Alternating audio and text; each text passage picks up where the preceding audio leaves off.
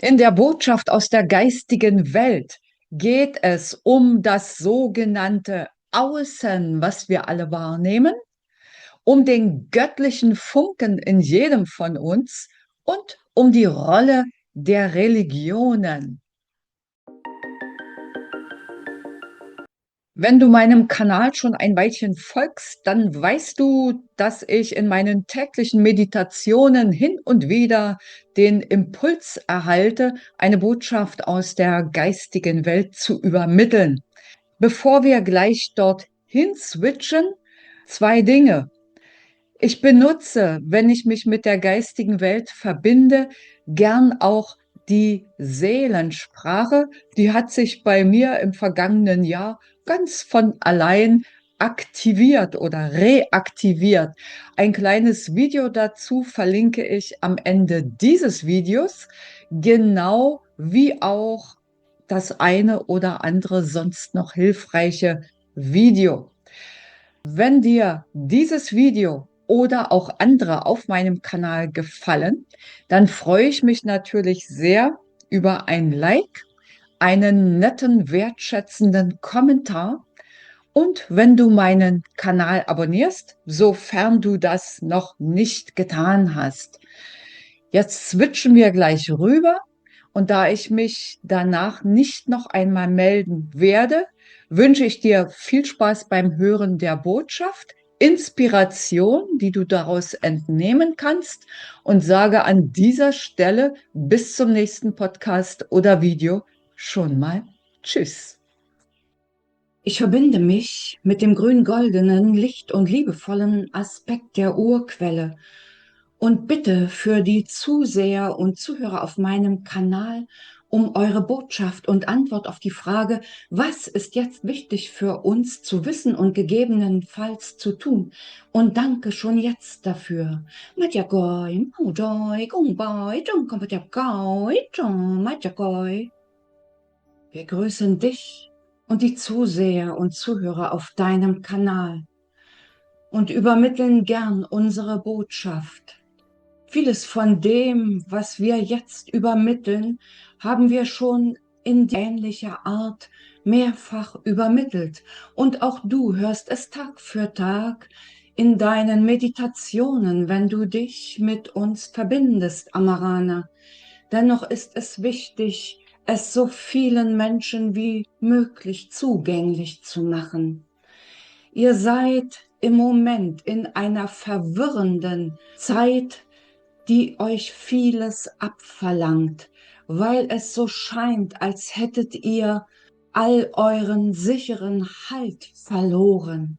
Dabei ist dieser sichere Halt in jedem Einzelnen von euch, weil ihr hier als Seelen mit göttlichem Funken in euch inkarniert seid. Und eure Seelen sind verbunden mit dem All-Einen, jetzt und immer da. Daran hat sich noch nie etwas geändert. Insofern ist das Wichtigste für euch, diese Sicherheit in euch selbst zu finden, selbst wenn ihr manchmal Fragen habt, wie euch das gelingen kann bei all dem Verwirrenden, das euch aus dem scheinbaren Außen erreicht. Das Außen, das sogenannte Außen, nehmt ihr jedoch nur wahr in eurem Menschsein, in dieser polaren Welt. In eurem Herzen, tief, tief in eurem Herzen, ist jedoch all die Weisheit, all das Wissen, das ihr als Seelen, als Fragmente des All-Einen in all euren Inkarnationen auf der Erde oder auch anderswo schon euch angeeignet habt. Es steht euch zur Verfügung. Es geht jetzt nur darum, diesen göttlichen Funken in euch neu zu entdecken, ihn für möglich zu halten, euch darüber klar und bewusst zu werden, dass ihr göttliche, schöpferische Wesen seid, eben Teil des Alleinen. Und auch das Alleine ist ein lebendiger Organismus. Vor eurer Inkarnation habt ihr euch gewünscht, die Erfahrungen als Mensch auf der Erde zu machen. Und ihr seid verbunden mit der Erde, wie auch mit dem Alleinen. Ihr seid göttliche, schöpferische, licht- und liebevolle Wesen. Und all diese Werte sind tief, tief vielleicht in euren Herzen vergraben. Auf jeden Fall stehen sie euch zur Verfügung. Und das, was ihr als verwirrend aus dem Außen, dem sogenannten Außen, wie wir betonen möchten, wahrnehmt, ist das, was ihr in eurer Schöpferkraft selbst erwählt und in die Materie bringt, sowohl als einzelne inkarnierte Seele als auch als Kollektiv.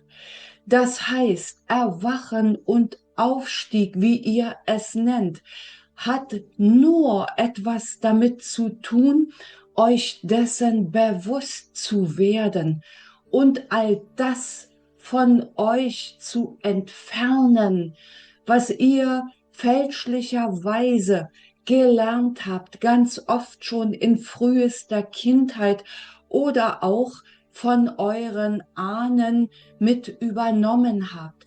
Entfernt es, schaufelt euch frei und seid euch bewusst, ihr seid multidimensionale Wesen mit einem göttlichen Kern. Ihr seid im Grunde kleine Götter, wenn ihr es so sagen wollt und euch damit einverstanden erklären wollt und könnt. Was hat es mit den Religionen auf sich? Die Religionen haben genau das, was wir eben beschrieben haben, alle als einen Kern. Viele der Religionen haben ursprünglich und auch heute vielfach noch als Machtinstrumente herrschender Kreise gedient. Die Religionen enthalten einen Kern der Weisheit, jedoch sind sie nicht als starr und verpflichtend für euch als Seele gemeint.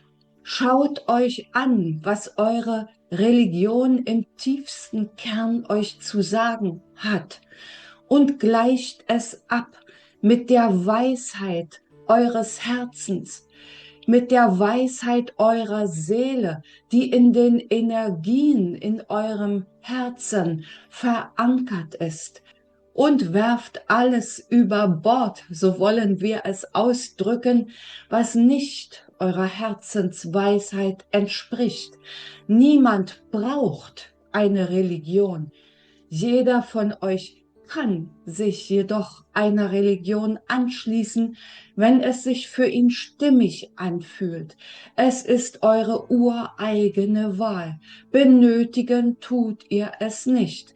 Was ihr braucht, ist euer intuitiver Zugang zur Weisheit eures Herzens, die verbunden ist sowohl mit den Energien der Erde als auch mit dem Alleinen, der Quelle, dem Universum, Gott, wie auch immer ihr es nennen mögt. Die wichtigste Botschaft ist Klarheit, Wahrheit, eure ureigene Wahrheit. Entfernen all dessen, was nicht eurer ureigenen Wahrheit entspricht. Viele der Gurus, der sogenannten Gurus, wie ihr sie nennt, haben auch nur eigene Wahrheiten.